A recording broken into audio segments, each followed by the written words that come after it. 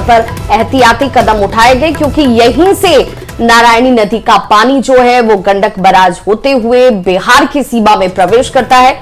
आनंद, राहत की बात जरूर कि जलस्तर अब धीरे धीरे सामान्य की तरफ पहुंच गया है। लोगों को बहुत ज्यादा पैनिक होने की जरूरत नहीं है, लेकिन एहतियात अब भी उतनी ही जरूरी। क्या जो निचले इलाकों को में रहने वाले लोगों को एहतियाती तौर पर शिफ्ट किया गया था, क्या वो वापस एक बार लौटने लगे हैं अपने क्षेत्र? नहीं, देखिए, जब तक की स्थिति पूरी तरीके से सामान्य नहीं हो जाती है, नेपाल से जो बिहार सरकार के पास पूरी सूचनाएं नहीं आ जाती हैं, तब तक जो भी एहतियातन कदम उठाए जा रहे हैं वो उठाए जाएंगे, क्योंकि अभी स्थिति नियंत्रण में है। लेकिन जैसे कि मैंने आपको बताया कि नेपाल में अगर फिर से ऐसी परिस्थिति हो जाती है तो फिर बिहार पे भी इसका असर पड़ने की संभावना है। लेकिन फिलहाल स्थिति नियंत्रण में, पैनिक की स्थिति नहीं है। लेकिन प्रशासन के लोग लगातार स्थिति पर निगरानी रखे हुए हैं। जैसे कि मेरी बातचीत हुई कुछ देर पहले, स्थिति पे लगातार निगरानी रखी जा रही है, और जब स्थिति पूरी तरीके से सामान्य हो जाएगी उसके बाद लोगों को अपने घर जाने का, जहां पर भी कम्युनिटी किचन चलाया जा रहा है, मुन्ना आप दे देंगे ऐसे भी कम्युनिटी, मुन्ना अभी फिलहाल कम्युनिटी किचन वगैरह कहाँ चला, सबसे ज्यादा कहाँ पे असर पड़ने की संभावना है जहाँ पे प्रशासन ने व्यवस्था की है? पश्चिमी चंपारण के तमाम ऐसे इलाके हैं, करीब 25 ऐसे गाँव हैं जो निचले इलाके में है। उन इलाकों से प्रशासन ने सभी को कल ही शिफ्ट कराया था, और देर रात कई ऐसे इलाके हैं, बगहा, नौतन, बैरिया, जहां कम्युनिटी किचन चलाया जा रहा है, और प्रशासन का टीम वहां जो विस्थापित लोग जो लाए गए हैं जो निचले इलाकों से, उन इलाकों को कम्युनिटी किचन के माध्यम से भोजन करा रहा है। और करीब 22 ऐसे स्थल हैं जहां प्रशासन के लोगों द्वारा निचले इलाकों से लोगों को लाकर शिफ्ट किया गया। जिन लोगों को लाया गया अभी वहीं पे हैं लोग। हाँ, तो कई ऐसे सरकारी विद्यालय हैं, सामुदायिक भवन है जहां लोगों को शिफ्ट कराया गया है, और वहां प्रशासन की देखरेख में लगातार कम्युनिटी किचन चल रहा है, उनकी देखभाल की जा रही है। देखिए विभा, यही मैं आपको बताने की कोशिश कर रहा हूँ, चूंकि जब स्थिति पूरी तरीके से नियंत्रण में हो जाएगी तब हम आपको तस्वीर दिखा के भी कुछ और भी बताने की कोशिश कर रहे हैं। कल जो जल संसाधन विभाग के सचिव चंद्रशेखर सिंह, उन्होंने कल अपने मुख्यालय में एक बाढ़ नियंत्रण कक्ष बनाया है और लगातार वहां दौरा करके समीक्षा कर रहे थे। और उन्होंने जो महत्वपूर्ण निर्देश जारी किए वो बेहद महत्वपूर्ण हो जाता है जानना, चूंकि उन्होंने कहा कि वाल्मीकि नगर गंडक बराज के सभी 36 फाटक खोल दिए गए हैं, जो हम आपको तस्वीर दिखा रहे हैं। इसके अलावा बराज पर मुख्यालय से अधीक्षण अभियंता के नेतृत्व में तकनीकी दल भेजा गया है, यानी कि जो इंजीनियर जो अधीक्षण अभियंता है उनके नेतृत्व में एक तकनीकी दल भेजा है जो लगातार स्थिति पर निगरानी करेगा। बराज के साथ साथ वैसे तटबंधों पर भी निगरानी रखी जाएगी जो तटबंध इस इलाकों से होकर गुजरते हैं। इसके अलावा गंडक नदी बेसिन के सभी संबंधित जिलों में चेतावनी संवाद जारी किया गया है। जैसे कि मैंने आपको बताया कि चूंकि अभी अलर्ट मोड में है बिहार सरकार, तो इसलिए कोई भी ढिलाई देने के मूड में अभी नहीं है जब तक स्थिति पूरी तरीके से में नहीं आ जाती है।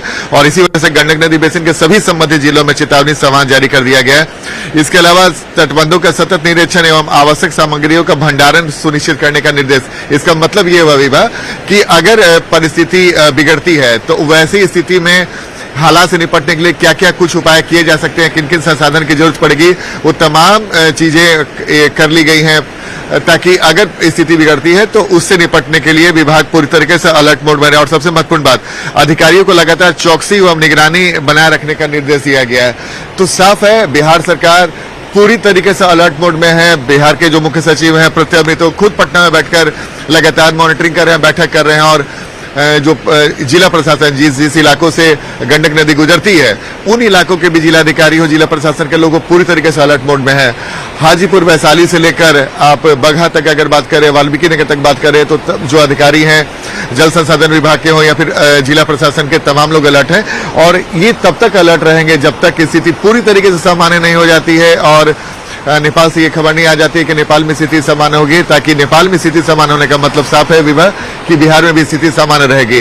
क्योंकि अब धीरे धीरे मानसून जाने का वक्त आ गया, लेकिन जाते जाते मानसून ने नेपाल में जो कहर बरपाया, जिसकी वजह से बिहार में भी फ्लड की स्थिति बन गई अचानक से, जिसे लेकर ये लगातार तैयारियां चल रही है। लेकिन एक बार फिर से हम आपको अपने दर्शकों को दिखाना चाहेंगे, जो दर्शक अभी जुड़े हैं, ये गंडक बराज की तस्वीर हम आपको दिखा रहे हैं। गंडक बराज के तमाम 36 फाटक को खोल दिए गए हैं और ये गंडक बराज के ऊपर प्रेशर न पड़े।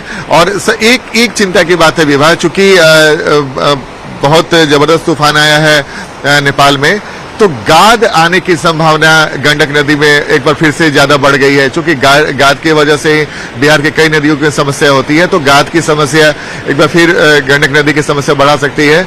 और एक बार फिर से जैसे कि मैंने आपको बताया कुछ दिन पहले ही, आपको याद होगा कि बार बार बिहार सरकार की तरफ से ये कहा जा रहा है कि नेपाल में हाई डैम बनाया जाए, तो एक बार मांग फिर से तेज हो सकती है। चूंकि नेपाल से जब भी नदियां उफनती है उसका सीधा असर बिहार पर पड़ता है। तो जाहिर सी बात है, अगर हाई डैम नेपाल में बनाने की जो बात लंबे समय से चल रही है, अगर इस पर बात आगे बढ़ती है, हो सकता है कि इसके बाद बिहार और भारत सरकार की कोशिश रहेगी कि नेपाल से बात करें कि हाई डैम जो नेपाल में बनाने की बात हो रही है उस पर काम किया जाए।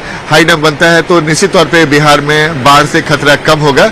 लेकिन फिलहाल वो बात की है, लेकिन फिलहाल जो मैं आपको बता रहा हूँ, गाद की समस्या गंडक नदी में बढ़ सकती है। चूंकि इस वक्त जो नदी का कलर आप देख सकते हैं, आपको अंदाजा लग जाएगा, पीलापन, पूरी तरीके से गंडक नदी का पानी पीलापन ऐसा दिख रहा है। अमूमन हम लोग दूसरे समय आते हैं तो यह पानी काफी साफ होता है, जब खासकर आप नेपाल साइड अप स्ट्रीम की तरफ अगर आप रहें विवाद, तो वहां पे पानी साफ कलर नजर आता है। लेकिन इस वक्त फिलहाल पानी कलर को आप देख के समझ सकते हैं। तो जैसी बात है, फिलहाल अपडेट यही है कि फिलहाल स्थिति नियंत्रण में दिख रही है। 88,305 क्यूसेक पानी सुबह 6 बजे डिस्चार्ज किया गया था, जो अमूमन सामान्य माना जाता है, और अभी खतरे के निशान से नीचे बढ़ रहा है।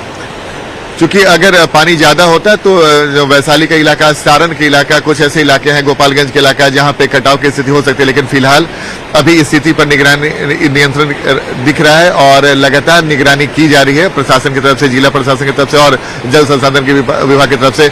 और बिहार सरकार के अधिकारी लगातार नेपाल के संपर्क में है और वहां से उनको जो भी फीडबैक मिल रहा है उसके हिसाब से आगे कदम उठा रहे हैं। तो ये एक अच्छी बात है कि फिलहाल जैसी बातें हो रही थी कल देर शाम तक कि नेपाल से बड़े लेवल पर पानी का डिस्चार्ज हो सकता है, पानी गंडक बराज पहुंच सकता है और उसके बाद पानी नीचे के इलाकों में फैल सकता है, वैसी स्थिति नहीं है।